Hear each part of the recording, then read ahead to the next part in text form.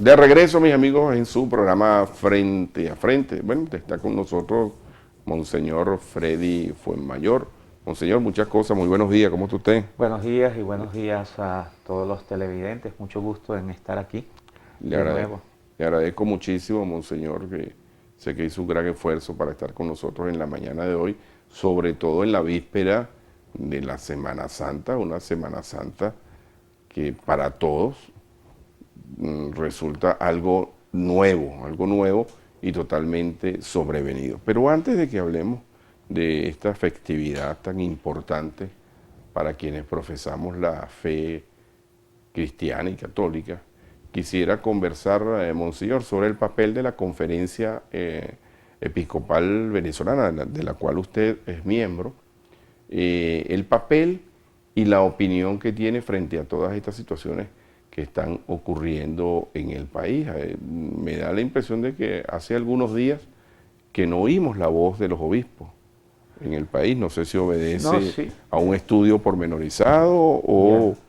o algo específico. No, cada vez que hay una reunión, ahora son virtuales las reuniones, ¿no?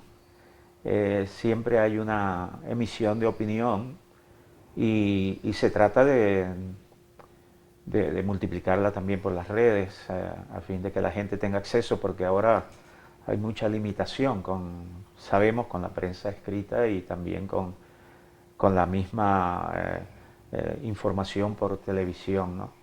Pero sí, todas estas cosas son motivo de preocupación para los obispos, claro está, y a veces se emiten opiniones, siempre por supuesto, un llamado a la cordura y a la necesidad que tenemos de poder entendernos y dialogar un poco para poder solventar los mayores problemas que tenemos en Venezuela.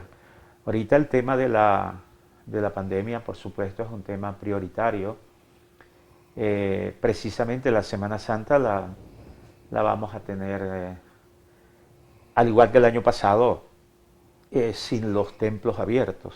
O sea, eh, para evitar, digamos, la aglomeración y solamente pues se va a celebrar, por supuesto, dentro de las iglesias, el sacerdote, algún grupo pequeño, tomando todas las medidas de bioseguridad y a través de las redes sociales, en YouTube y WhatsApp, todo eso, se va a tratar de comunicar y de transmitir algunas cosas que se hacen, sobre todo lo que se refiere a las ceremonias principales de cada día de la Semana Mayor, ¿no?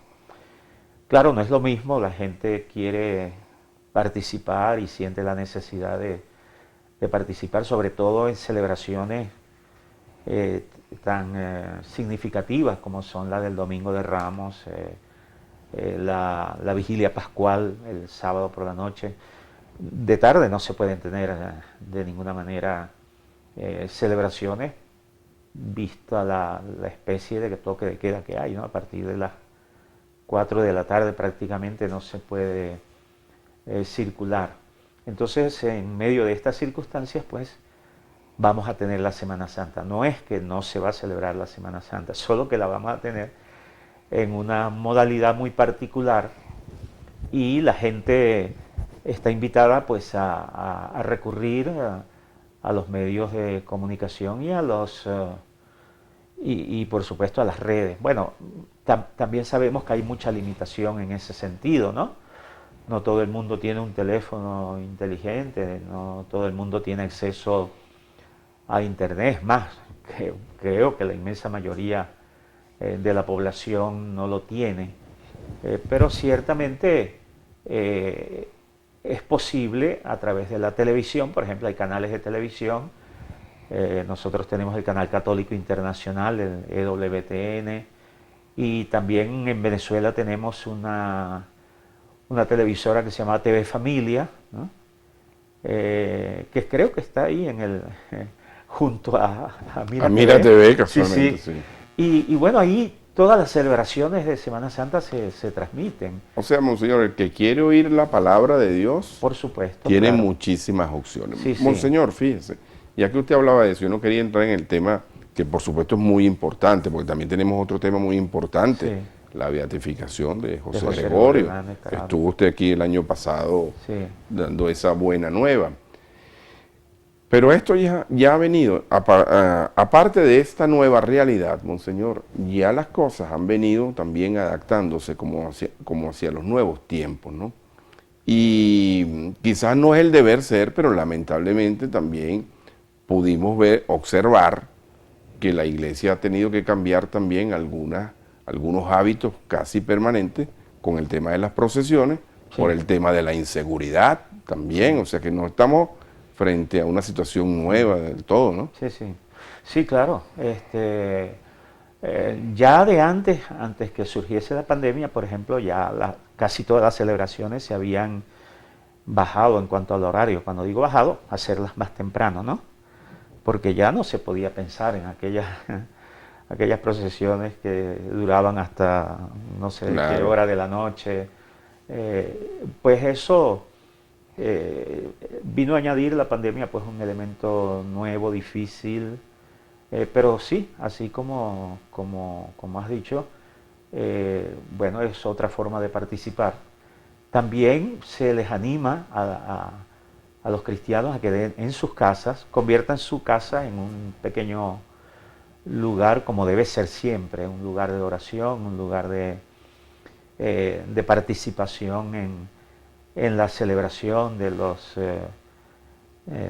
la salvación que viene por Jesucristo, ¿no? Y que nosotros precisamente en la liturgia reavivamos y entonces que la gente también, encabezada por el padre de familia, la madre, en fin, como esté organizada la familia, o sea que aquí la madre tiene un papel preponderante, ¿no? en las familias, se organicen con una Biblia en la mano, un misal también, y se pueda llegar a vivir, por supuesto, el renovar el misterio de la salvación, ¿no? Sí.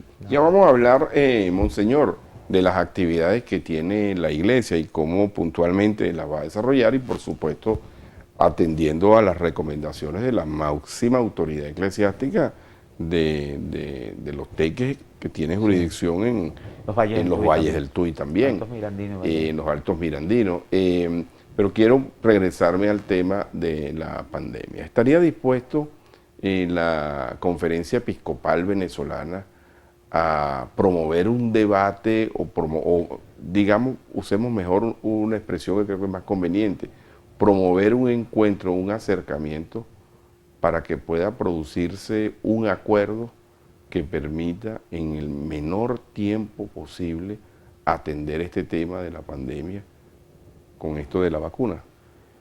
Sí, bueno, sí, nosotros siempre estamos dispuestos a prestar la máxima colaboración posible, ¿no? Pero esas promociones requieren, digamos, también una disposición de las partes. Voluntad, ¿no? Claro, y no solamente eso, sino también el que en cierto modo se solicite esa colaboración, ¿no? Porque no siempre existe la voluntad de querer que la iglesia a través de sus pastores puedan intervenir en asuntos que, bueno, los políticos consideran que son netamente políticos, etcétera, ¿no? Pero nosotros siempre hemos estado dispuestos, solo que a veces ha habido momentos en los cuales esa disposición al diálogo se ha visto frenada, digamos así, por falta de voluntad de los que precisamente deben proponer y estar dispuestos a escuchar. Bueno. Monseñor, el presidente de la Asamblea Nacional, Jorge Rodríguez, y esta nueva directiva emprendieron una actividad de reuniones con algunos factores en aras de buscar entendimiento. Algunos los califican, no seamos tan ingenuos tampoco, como una manera de revestir de legitimidad a unas elecciones que han sido cuestionadas, pero que son un hecho cumplido.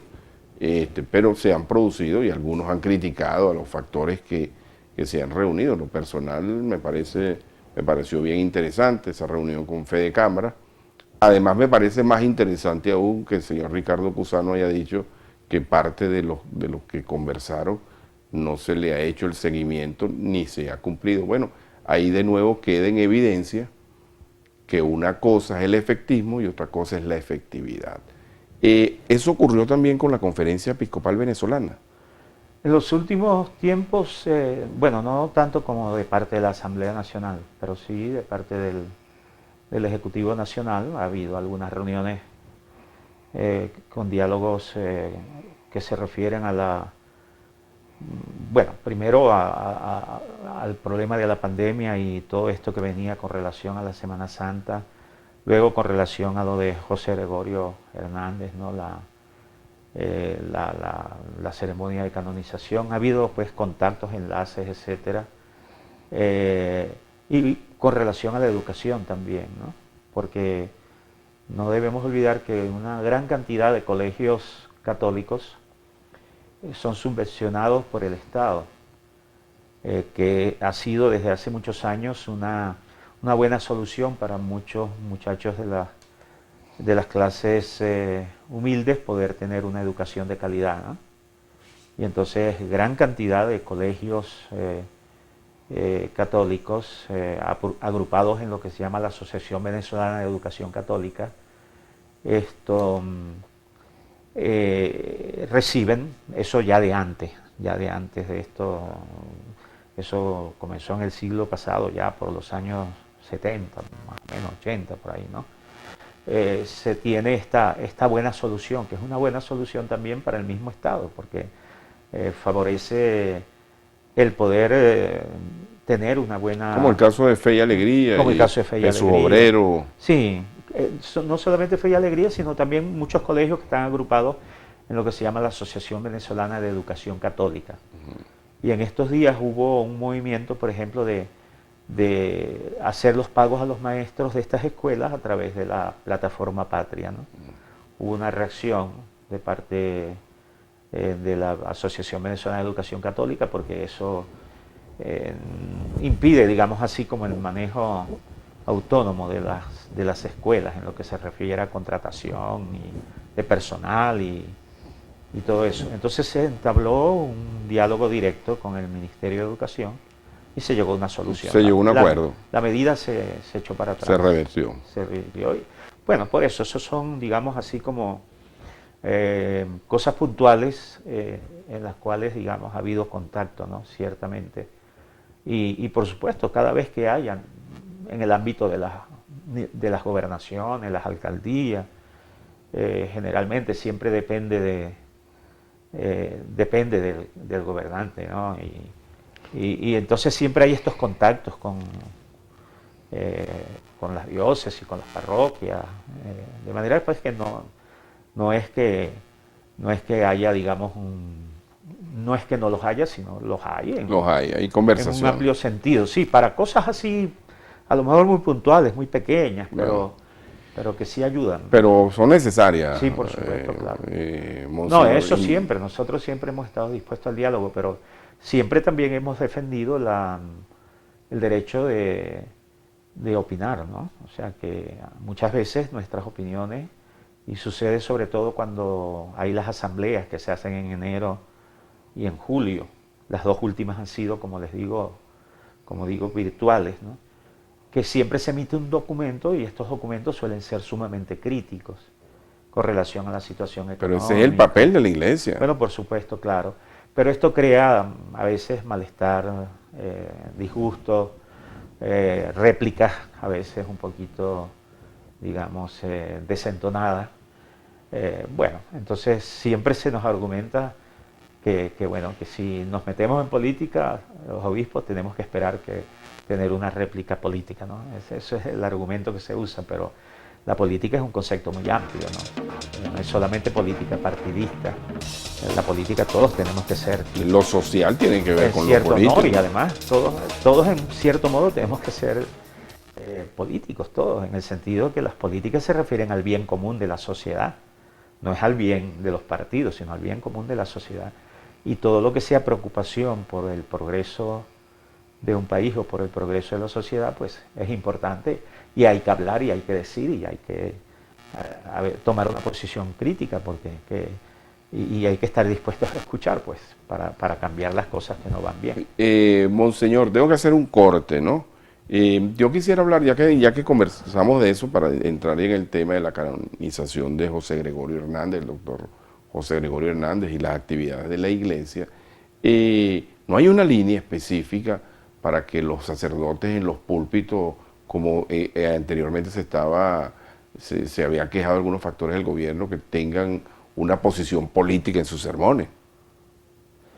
Bueno, eso depende Eso depende de cada sacerdote, y lo que sí debe procurar siempre es que sus intervenciones no sean, digamos, intervenciones netamente partidistas o partidarias, sino que trate más bien de iluminar la realidad y con base a esa realidad, pues, decir la verdad. O sea, y muchas veces la verdad duele, como dicen, ¿no? Así es. Bueno, vamos a hacer un pequeño corte con su permiso, Monseñor, y al regreso continuaremos conversando con el obispo de la diócesis de Los Teques, Freddy Fuenmayor. Ya venimos.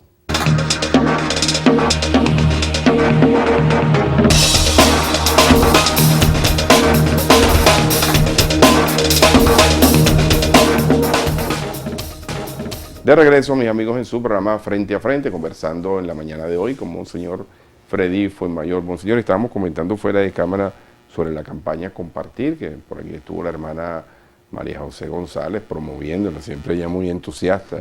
¿Y qué balance puede hacer al momento? Bueno, por lo que he escuchado de parte de los párrocos, fue un poco difícil en cuanto a la colecta que se hace anualmente en lo que se refiere, digamos, a dinero, ¿no? Porque ya sabemos la situación, cómo está, la asistencia a los templos ha sido limitada precisamente por el protocolo de bioseguridad que se ha seguido, pero como la campaña versaba o versa todavía, porque llega hasta que termine la Semana Santa, es de medicinas, entonces ha habido la oportunidad de recoger en especie, es decir, en medicina. Entonces ha habido mucha gente que tiene medicinas que no las ha utilizado o simplemente quiere hacer una donación en medicina. Entonces algunos párrocos me han dicho que han hecho una buena recolección de medicina. El resultado de esa campaña se iba a entregar en la que se llama la misa crismal, que es una misa que se celebra para consagrar el óleo, el santo crisma y la bendición de los óleos, de los aceites de los enfermos y de los catecúmenos, y allí se entregaba. Esa misa iba a ser el lunes santo, en la mañana en la catedral, pero naturalmente, debido a estas circunstancias que tenemos en la pandemia, no se va a realizar al menos así, sino que va a ser una celebración, sí, más o menos en un ámbito, yo presidiendo y un grupito de sacerdotes muy pequeño. Y luego, pues, allí se iba a entregar, cada parroquia la iba a entregar, pero bueno, ahora cada párroco se pone de acuerdo con la hermana María José y hace entrega del resultado de esta colecta, que va a beneficiar a los bancos de medicinas que existen en algunas parroquias y también a los consultorios, digamos, que tienen farmacia, consultorios de parroquias, quiero decir, o de comunidades cristianas que tienen farmacias, bancos de medicinas, como lo llamamos, y entonces se va a hacer, digamos, la repartición para eso, ¿no? Monseñor, sobre las actividades de la Semana Santa, ¿no? El día sábado, hablaba usted de la misa, que es una vigilia, ¿no? Eso es ya al final de la Semana Santa. Al final de la Semana Santa. La actividad comienza concretamente el domingo, con el domingo de Ramos, sí. Ok, ¿cómo se va a realizar esa actividad? Aunque existe una devoción popular que hace ya comenzar el viernes de esta semana, ¿no? El llamado Viernes de Concilio, porque fue cuando se reunieron los fariseos, el Sanedrín, para decidir matar a Jesús. y que se hace también en honor de Nuestra Señora de los Dolores, ¿no? Ese es ya como el asomo de la Semana Santa. Pero comienza efectivamente con la celebración de la bendición de los ramos, el domingo, para continuar después con el lunes, martes y miércoles santo, que cada uno de esos tiene sus pasos, ¿no? Los templos no van a estar abiertos, No, Monseñor, los templos en absoluto. no, en absoluto. Pero nosotros hemos hecho una advertencia que nos parece, Sí, sí, parece sí. inapropiado abrirlo con la mitad de la capacidad, porque termina siendo hasta injusto, ¿no? Sí, ese es un problema que hay. Claro, no suele suceder generalmente los domingos porque ya la gente sabe y trata de ir temprano porque hay un límite de tiempo, ¿no? Si después de los 15 minutos ya llega, porque hay un equipo de protocolo que llamamos, de protocolo de bioseguridad que va cumpliendo con todas las normas que se han dictado acerca del alcohol, del desinfectante, de la toma de temperatura, etcétera. Sí. Pero hay un número determinado, claro. Entonces imagínense el movimiento de Semana Santa el Domingo de Ramos. ¿Cómo se hace para limitar el número de fieles en un Domingo de Ramos? Aunque se hizo muy bien el miércoles de ceniza, al menos en la catedral, que yo celebro siempre en la catedral como obispo, ¿no? Y se logró hacer bastante bien. Hubo mucha gente que quedó afuera, pero tuvieron la paciencia cuando terminó la misa y entonces entraron en orden a recibir su ceniza, ¿no?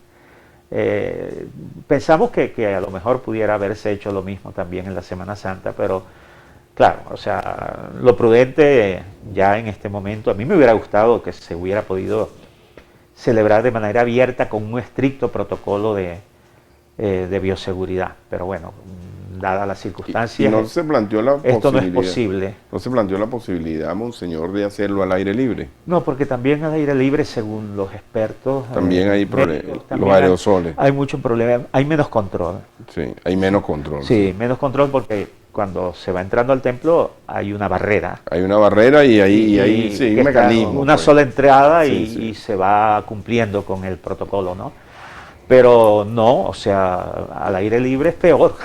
Sí. Y entonces, nada. O sea, señor, la celebración adaptarnos del Domingo de Ramos. Sí. Y bueno, ¿cómo hace la gente? El que tiene su ramito. No, bueno. ¿Qué recomienda la iglesia? Nada, o sea, yo creo que hay que participar de manera virtual, digamos. O sea, cuando ver, por ejemplo, participar de la misa por televisión y a lo mejor tener un ramito con uno, ¿no? Y ese ramito devotamente hacerlo como, digamos, signo, porque esos son símbolos, signos, ¿no? Exacto. No es que la gente le da cualidades mágicas, no debe hacerlo a un ramo. Cosa que cuestionan, de hecho, otras religiones. Sí, ¿no? pero no, esos son signos, símbolos, donde se quiere representar, digamos. Pero a mí me gusta ver mi santo. Pero claro, como porque la gente necesita, claro, tocar, ver, y además la bendición que se imparte, pues una cosa bendecida, tiene su sentido también, por supuesto claro. y uno le da su valor, así como uno le da valor a la bendición de la madre que le pone la mano a uno en la cabeza y lo bendice, y uno siente verdaderamente ese contacto con el amor de la madre, pues así también el amor de Dios se manifiesta a través de ciertas cosas que nos que elevan nuestra fe, ¿no? Y yo creo que eso no se puede quitar. Monseñor, otra cosa, el día lunes van a estar los oficios religiosos en el canal de YouTube de la diócesis. Bueno, nosotros así no tenemos, digamos, un canal establecido, pero las parroquias, muchas parroquias... Bueno, la de San Antonio, la del sí, Padre exacto, Vladimir, sí. muy activo. La del Padre Vladimir es muy activo en eso, sí, y otras parroquias tienen también. Y entonces la invitación es esa, además que uno basta poner YouTube y ahí aparece, no importa de donde sea. De donde sea, sí. El asunto es que sea en español. Sí, si yo vivo en Los Teques, yo puedo oír misa claro. en España. Sí, de todo. De manera que lo importante es querer, ¿no? Querer participar y a lo mejor reunir la familia en ese momento. ¿Participa más gente así? Bueno, yo creo que sí. Sí, parece mentira, ¿no? De ahora en adelante, nosotros debemos pensar siempre en las dos cosas, o sea, simultánea al mismo tiempo. Porque si tú te pones a sacar la cuenta del número de fieles que caben en una iglesia, por supuesto, aun cuando tengas la iglesia llena, es muchísima la gente que no puede participar, ¿no? Y entonces los medios de comunicación y las redes de Internet pues cumplen una maravillosa función en este sentido, ¿no? Y entonces yo creo que por ahí pues debe ir la cosa, ¿no? El tema de la procesión, monseñor, ni siquiera vi que en Caracas se estaba habilitando el Papa Móvil para sacar el Nazareno Sí. de San Pablo. En el caso de los Teques, el Nazareno se va a quedar guardadito en la Sí, va a iglesia. quedar guardadito, a no ser que el año pasado hubo una parroquia que sacó el Nazareno Sí. en una camioneta, sí. Sí, creo que fue Carrizal, ¿no? Bueno, en Carrizal también, pero en lo que se refiere aquí a los Teques propiamente tal, fue en nuestra ciudad del Carmen. De Ciudad del Carmen. Y alguna que otras parroquias por allí, o sea, sacaron el Nazareno en procesión, ¿no? Pero bueno, o sea, eso queda a elección de cada párroco y de sus colaboradores, poder ver de qué modo pueden, digamos, llegar a la gente a través de lo que esté permitido hacer, porque no nos olvidemos que hay una novedad este año, y es que hay una especie, no lo han llamado así, pero es una especie como de toque de queda casi, ¿no? O sea, en algunos municipios después de las 4 de la tarde no se puede circular. Eso es lo que tengo entendido, así es, ¿no? totalmente, Sí, de acuerdo a los exactamente. protocolos. Entonces, bueno, claro, es imposible poder, digamos, hacer alguna actividad. Y además, hay que ver también que la gente de todos modos se aglomera. Entonces, eso hay que estudiarlo Hay que bien ser precavido. y cada parroquia puede tomar sus decisiones. Aquí tengo un mensaje, monseñor, de Emilio Materán, director general del diario La Región y La Voz. Fíjense lo siguiente: hoy 25 de marzo se cumplen 25 años de la primera aparición en 1976 de la Virgen María en los valles del Tuy, Virgen de Betania. La única persona que vio a la Virgen fue la señora María Esperanza Bianchini, aunque unas 80 personas más notaron fenómenos luminosos, perfumes desconocidos en ese momento. Por cierto, que fue mi tío abuelo, el monseñor Pío Bello Ricardo, hermano de mi abuelo Emilio Bello, quien aprobó oficialmente la aparición en 1987. Ya. Esa es la Virgen de Betania. Bueno, ahí está eso. Solo la Santa Sede después ha ordenado en los tiempos posteriores otras averiguaciones, ¿no? Y otras investigaciones, de manera que no hay todavía una palabra definitiva con relación a eso, porque la Iglesia en ese sentido es muy, muy delicada, ¿no? Sí. Entonces se requiere también una aprobación de parte de la Santa Sede. Y Pero eso se está bueno, allí existe en gestiones. Sí, ha habido todo un proceso, pero no se ha llegado, digamos, a ninguna conclusión, ¿no? De manera pues que eso está todavía, digamos, como abierto. El lugar allí sigue siendo un lugar de culto a la Virgen María. A la Virgen, sí. Sí, exactamente. Pero está, digamos, en cuanto a asistencia, por supuesto, muy disminuido en los últimos tiempos, ¿no? Sí, por el No tema solamente de- por razones claro, por la pandemia, pero también por razones de inseguridad De en un seguridad. pasado reciente. Pues es una zona un poquito compleja allí en Cuba. difícil, ya camino de San Casimiro, ¿no? Sí. Ya. Monseñor, tengo que hacer un corte. El último corte nos toca en este momento. Al regreso vamos a hablar de la canonización de el siervo de Dios, José Gregorio Hernández, y también queremos que unas recomendaciones con relación a la Semana Mayor y también la voz de la Iglesia, llamando a la reflexión y a la sensatez en este tiempo de pandemia. Ya venimos, mis amigos, en su programa Frente a Frente.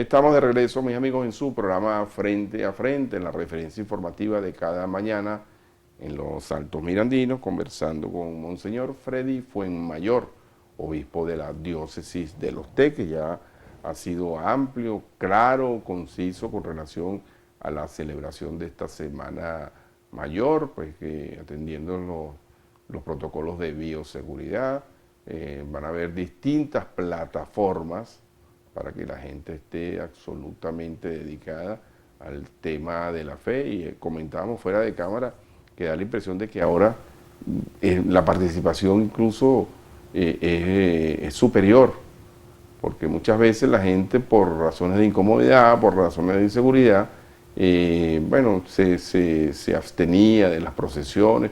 Bueno, ahora habrá la posibilidad de compartir la fe a través de las redes sociales y a través de las plataformas digitales. Monseñor, Venezuela está de júbilo en medio de una situación muy compleja, pero yo creo que si hay algún héroe en la venezolanidad es José Gregorio Hernández. Sí, sobre todo porque representa una personalidad bastante completa, integral, ¿no?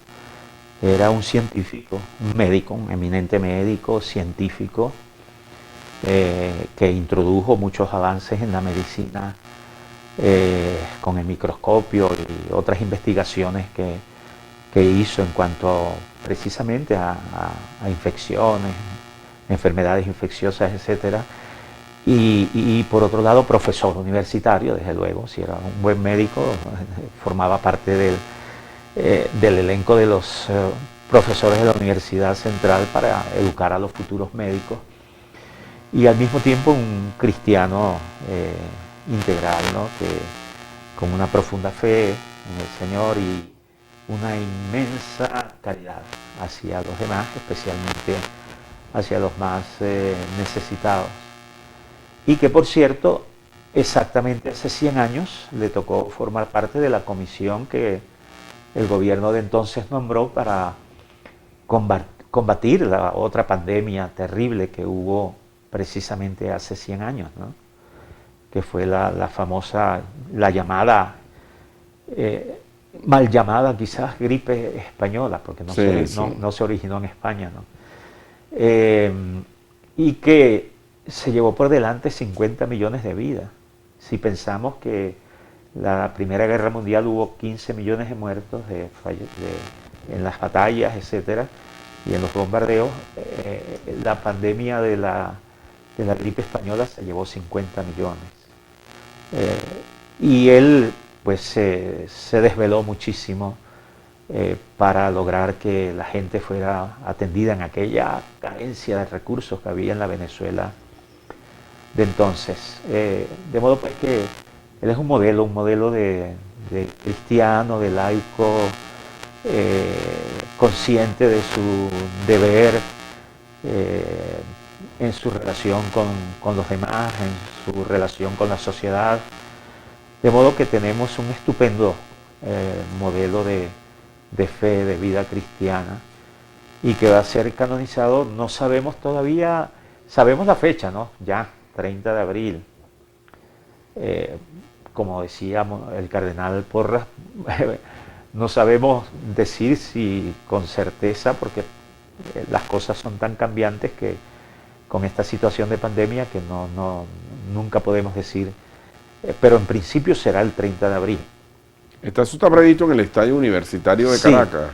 Está eso en conversaciones, pero allí también está la expectativa de que pudiera ser en un sitio más cerrado, con muy poca asistencia de gente, lamentablemente, porque la gente, si no estuviéramos en este estado de pandemia, nos imaginamos cómo llenaría el estadio y más que el estadio, ¿no? Y entonces, bueno, no sabemos, pues, o sea, esos detalles, porque no sabemos cómo va a estar en ese momento, y ya lo que faltaría serían 4 semanas la pandemia, ¿no? Entonces, bueno, es un momento de júbilo para Venezuela, esta beatificación del doctor José Gregorio Hernández. Monseñor, después de la beatificación oficial estamos transmitiendo en vivo para Instagram, por eso me están tomando allí así. ¿Cuáles son los siguientes pasos en las iglesias? ¿Hay una celebración general? Sí, cada diócesis está invitada a hacer una ceremonia diocesana, sobre todo porque se van a recibir las reliquias del santo, ¿no? O sea, es una tradición en la iglesia que las reliquias, bien sea vestidos o también a veces son huesos, ¿no?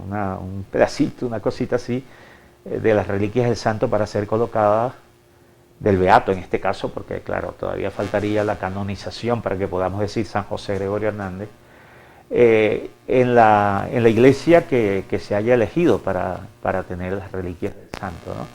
Del beato José Gregorio Hernández.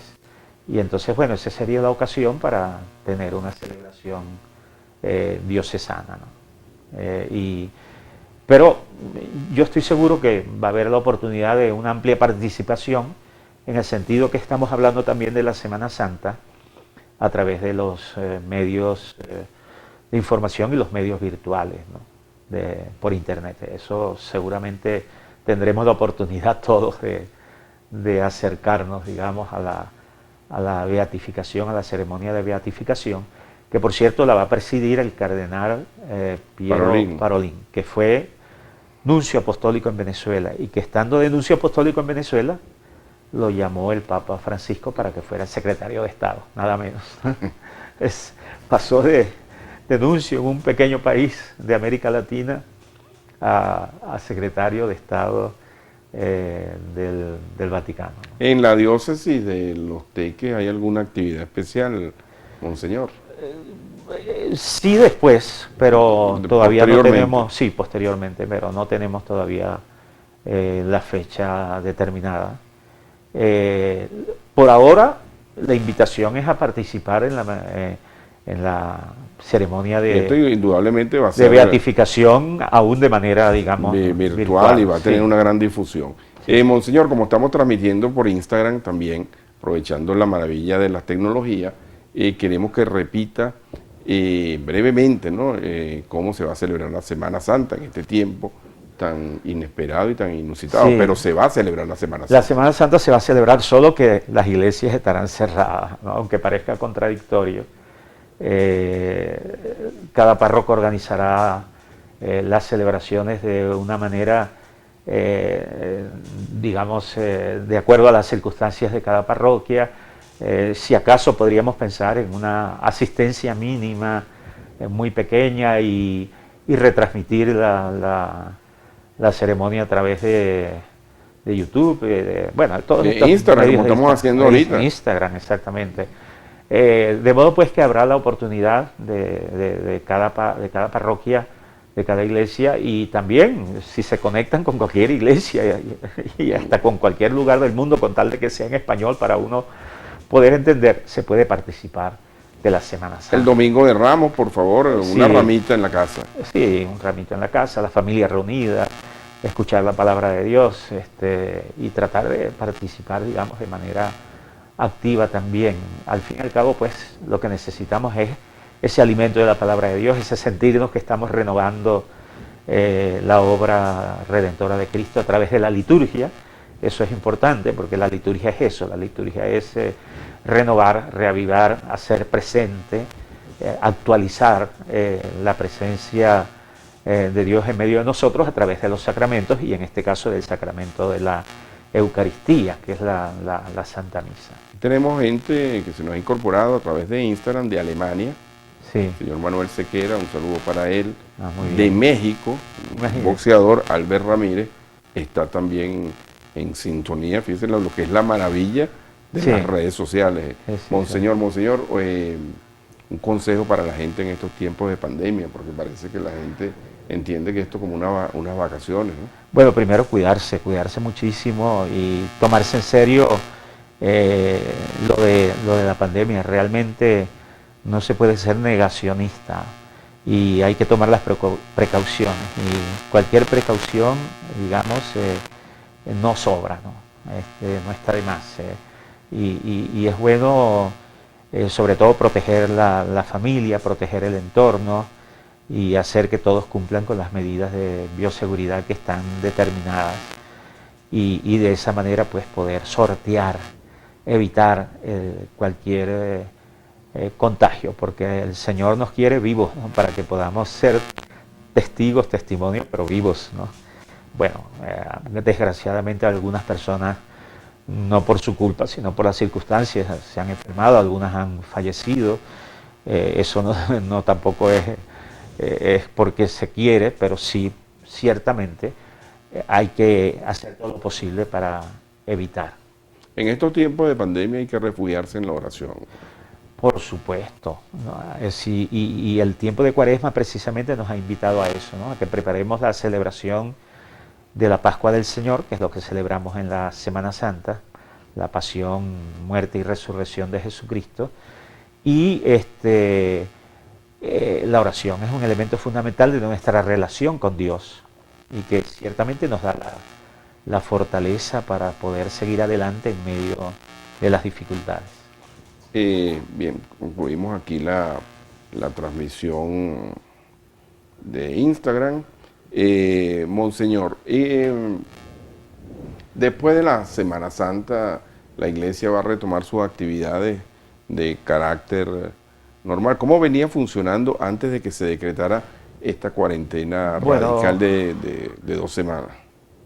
Bueno, con limitaciones, ¿no? O sea, cuando la semana era una semana flexible que se llamaba, pues generalmente las oficinas de la parroquia, las oficinas de la diócesis, con tiempo limitado, transmiten, digamos, se comunican y atienden a la gente. Cuando era una semana, digamos, rígida, entonces, claro, las oficinas generalmente se mantenían cerradas, pero las actividades pastorales nunca se detienen, siempre las actividades con los grupos, con el apostolado, la catequesis, eso, adaptándose a los tiempos, ha seguido adelante. De manera que las actividades de la iglesia no se detienen. No, ¿Y los no despachos parroquiales? Bueno, cuando son semanas flexibles, abiertos. Cuando son semanas, ¿cómo es que llama la palabra? No encuentro. Radical. Radical. Sí. Radical, generalmente están cerradas, ¿no? Porque... ¿Y las bodas, Monseñor? Bueno, las bodas han seguido, pero los bautizos. Los bautizos también han seguido tomando las medidas pertinentes de bioseguridad. Claro, han disminuido muchísimo porque la gente está para otras cosas, ¿no? En este momento, pero sí, la vida sacramental y la vida pastoral de la iglesia ha continuado. Monseñor, ¿qué le preocupa a usted de la sociedad venezolana? Bueno, me preocupa la situación de la gente, la situación social y económica en la que se encuentra, ¿no? Y me preocupa también el que no tengamos una democracia con más amplitud, con amplio espectro, en los cuales tengamos, por ejemplo, un parlamento, una asamblea en la cual se refleje, digamos, el sentir de la sociedad, ¿no? Y no la hegemonía solamente de un grupo. Y por supuesto, la situación económica es vital, esta hiperinflación, no hay quien la aguante, ¿no? La gente está mal, ¿no?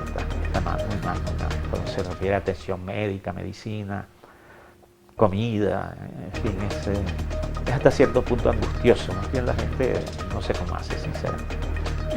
¿Ha tenido oportunidad de hablar con algunas autoridades municipales, regionales, monseñor? Bueno, cuando uno tiene oportunidad, así coloquialmente... Los encuentros informales. Informales, pero así encuentros, digamos, oficiales no hay prácticamente, casi ninguno, no hay oportunidades intercambio, cada quien está en lo suyo. Bueno, monseñor, yo le agradezco muchísimo en nombre de la directiva del canal y por supuesto de nuestra gran audiencia que se haya tomado el tiempo de ir para acá. No es fácil, sobre todo en estos protocolos de bioseguridad. Sí. Muchísimas gracias por estar aquí. Un mensaje final para los seguidores. el mensaje final es que tratemos de abrir nuestro corazón a Dios, al Señor en estos días de Semana Santa, que tratemos de vivirla, que no de ninguna manera pensemos que no hay Semana Santa, hay Semana Santa, pero celebrada de una manera diferente, y tratemos de vivirla con nuestro oído bien dispuesto a la escucha de la palabra de Dios y con nuestra buena disposición de poner en práctica en la vida cristiana lo que creemos, y sobre todo con una atención muy especial hacia aquellos que necesitan de que se les tienda una mano desde el punto de vista material como también desde el punto de vista espiritual. Es decir, en el tiempo de Cuaresma precisamente la oración, el sentido de sacrificio y la caridad han sido los tres elementos fundamentales que nos han ido preparando para la celebración de la Pascua del Señor en la Semana Santa. De manera pues que ánimo, a pesar de las dificultades, con mucha fe adelante y con un espíritu de lucha, siempre teniendo presente la fuerza que da la fe en cada uno. Bueno, muchísimas gracias, Monseñor. Le envía saludos el doctor Juan Álvarez también. Está muy pendiente, amigo suyo. Sí. Y bueno, muchísima gente, muchos mensajes que tenemos aquí que no pudimos pasar. Bien, mis amigos, hemos concluido el programa. El día de mañana los espero en una nueva emisión de Frente a Frente, la referencia informativa de cada mañana en los Altos Mirandinos.